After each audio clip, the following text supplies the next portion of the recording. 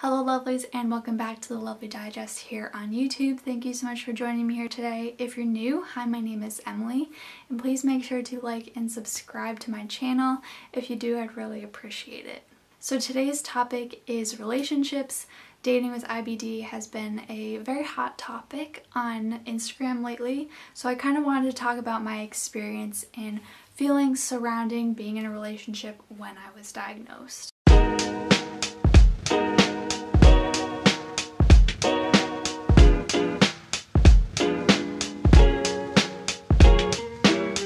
So before I get into that, I just wanted to answer a question from my Ask Emily on my website. If you want to ask me a question, life or IBD related, you can go into my Instagram. There's a link in my bio, and in that link there will be a button called Ask Emily, and you can fill out the form there, or you can go onto my blog through the contact me page. There's again a little button called Ask Emily.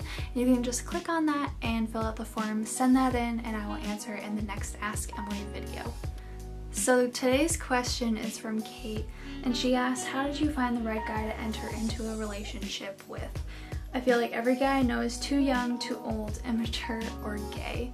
Well, I'm sorry that you are frustrated. I was definitely in your shoes at one point where I felt like nothing was working out. I kept meeting some great guys and then it just never worked out, and I was getting really frustrated because I felt like I was jumping into relationships and not feeling the connection, or thinking that I was feeling the connection, and it just kind of fizzled out and died. So clearly it doesn't sound like you know your boyfriend yet, and that's totally fine. I've heard this weird thing that you have met your future husband before you turn 18. I don't think that's necessarily true.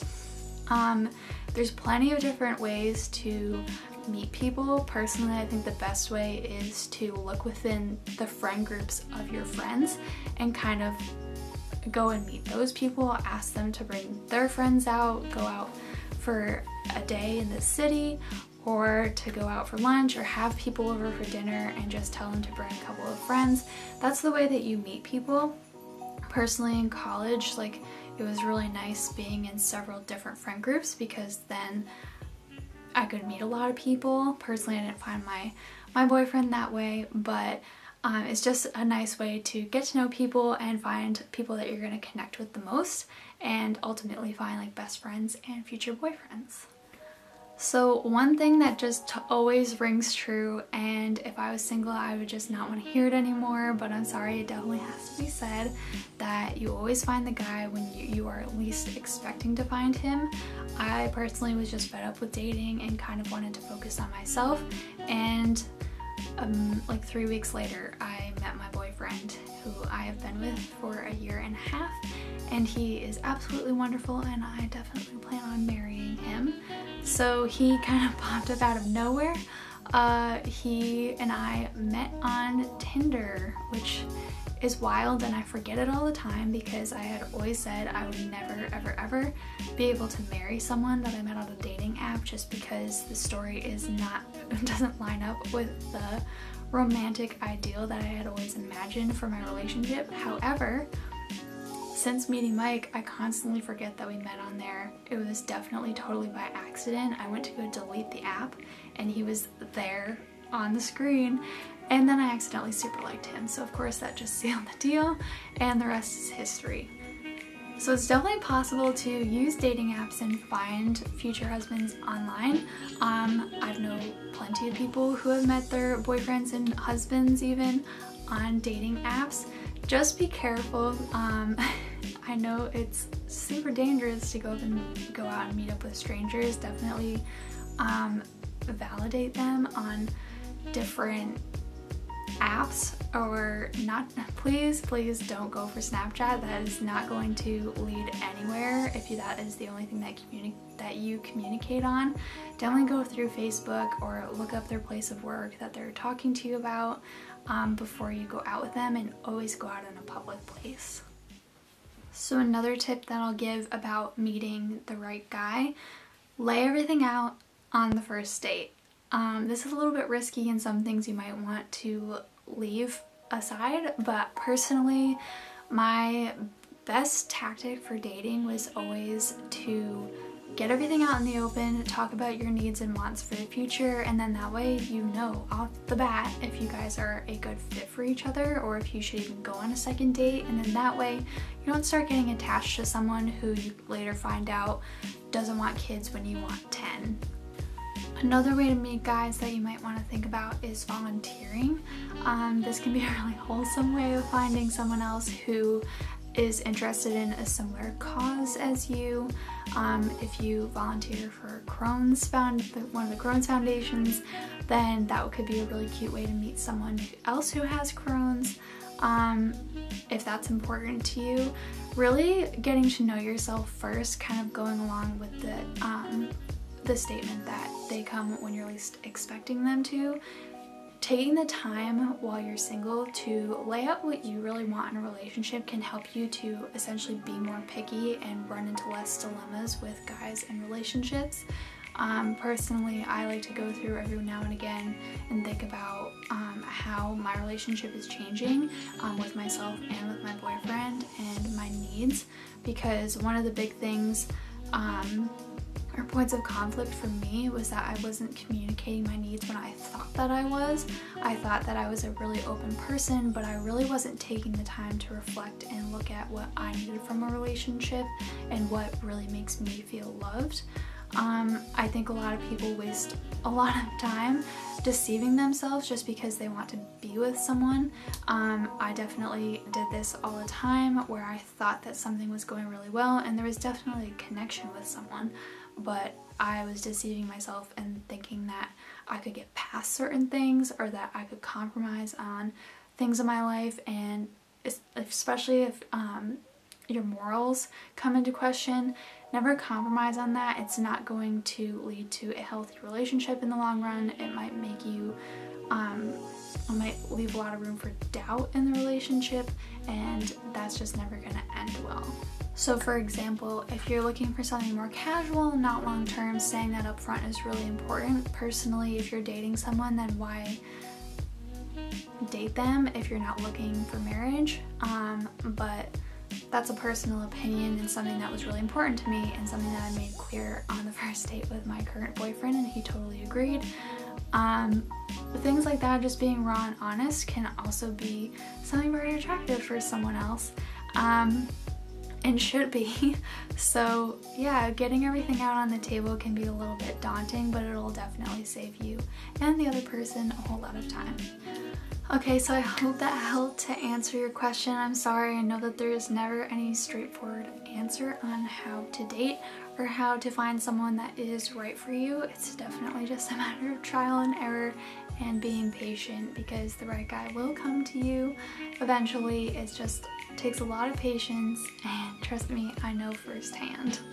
So moving on into my dating story, I started dating my boyfriend approximately a year before I was diagnosed with Crohn's disease. So when the time came and I wasn't feeling well and I went to the doctor and found out, I felt really overwhelmed and guilty and selfish and sad, and I didn't really know how to handle it in relationship to my relationship with my boyfriend. So one thing to remember is to just be open and honest with your partner about what you're going through. Odds are, if they don't have a chronic illness, then they won't know what you're going through, and you shouldn't expect them to just automatically know, especially if they're not living with you and not seeing you suffer day to day. Being open with them and sharing with them as much as you can is just really important. Also, isolating yourself is never a good thing. I did this and it just ended up hurting me more because I was embarrassed to talk about what was going on, but the minute that I started sharing and being open and stopped expecting my boyfriend to just automatically know what was going on with me, I felt so much better, and he was a much better caregiver in that sense, and that he knew what was going on and wasn't in the dark anymore. Okay, so recently, some of you might know this, but the New York Times came out with an article called "Is It Okay to Dump Him Because of His Medical Condition?" Now, we all had an opinion on this, and we all probably agree on this. It was just a really poorly written article. Something has to be said though for checking in with your partner. They might have something going on in their life that is equally as daunting and huge, that is taking up a lot of their energy, and they might need your help on, and now that you're laid up, it might just be the perfect storm and you both need to just take a breath. That I'll recognize. However, there's definitely a very gentle approach to doing that, or tackling both of your problems with grace, rather than putting all the blame on each other for not being there for each other, or feeling isolated because you're both having to focus on yourselves. Relationships always go through ups and downs, and sometimes it's best to separate, or sometimes it helps make you both stronger. It generally just depends on the two of you and your needs. One thing that I'll say in defense of the person who doesn't have a chronic illness is that it can be a lot to handle. You think that you're going through a lot, and that's totally valid, but just kind of acknowledging that the other person is trying to navigate all of this without experiencing it can be a little bit confusing, especially because they're trying to digest something. The person that they love is going through a lot of pain, so giving them a little bit of grace in that regard is helpful for them to be better caregivers. So when I was first diagnosed, and to this day, since it's only a couple of months later, I still struggle with a little bit of depression and feeling really low, and sometimes feeling really oddly intense amounts of guilt because I feel like I'm dragging my boyfriend through something, when he has clearly stated multiple times that he wants to be with me through the thick and thin, and it's a new thing for both of us to navigate, but he wants to do it with me, which is so sweet of him. But it's just trying to hold on to these feelings of guilt is so hard, and I can imagine that I'm not the only one who feels this way, and I just want you to know that it's totally normal, and that's something that I'm gonna have to tell myself over and over again. It's totally okay to feel a wide range of feelings and feel deeply and be sad, but you should never really give in to those feelings of guilt or that you might be a burden, because it's not true. If the person that you're with is making you feel that way in any way, that is not okay and not normal and not healthy, and you should think about what it would mean for you to separate from them. And you might think it's going to be totally hard to be on your own, especially if you've been relying on them as a caregiver, but I can tell you right now that your mental health will skyrocket once you're away from that person who's making you feel like a burden. So something that's really important here for the healthiness of you and your relationship is thinking about talking to someone. I have a therapist who helps me talk through things from my point of view if I'm really upset about something, but I know that I'm kind of being irrational about it. I'll talk to my therapist about it before I go and rant or get angry with my boyfriend or my family, because she'll kind of help me think through the different perspectives and why I might be feeling that way and why it's valid, or why it might be a little bit dramatic. And that is really helpful, especially for the times where I feel really low and I feel like everything's my fault and like I might be dragging people through something that they just don't deserve to go through.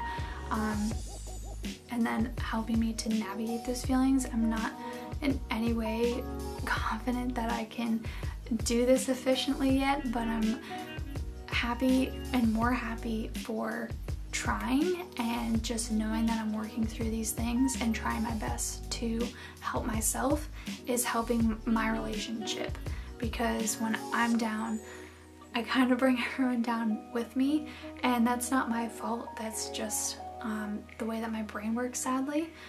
But the flip side of that is it's a learning experience, and it's helping make me stronger, and it's helping you to be stronger too if you're going through this. Just know that you're not alone, and it's totally fine to feel these feelings. Just make sure that you're being open about them, that you're not bottling them up, because then that leads to panic and even more sadness. And trust me, I feel like someone's gonna rather listen to you say that you feel sad and work through that with you, rather than you bottling up and they can certainly tell that you're sad, but you're not talking about it, and then it just leads to a big explosion down the line. So I think the key takeaway here today has been communication is key. Being open about your needs is what's going to lead to a very happy and long and healthy relationship with you, whether it's with a boyfriend, a girlfriend, spouse, family members. That's always really important. And if you're trying to find the right guy, just making sure that you're laying it out on the table, saying what your needs are, being honest and real with yourself is so important. You don't want to cheat yourself of things that you need, because you're not going to find your dream guy that way. If you're just settling for the ones that are around you, maybe take this time and focus on yourself, do your own thing, find a new hobby, really invest in something that you love to do, and who knows, you could maybe, if you love guitar, start taking more guitar lessons, and boom, someone in the class is your future husband. Things happen in wonderful and strange ways like that, and I wish you all the best and hope that you guys enjoyed this video. Thank you so much for listening. I love you and hope that you have a great week.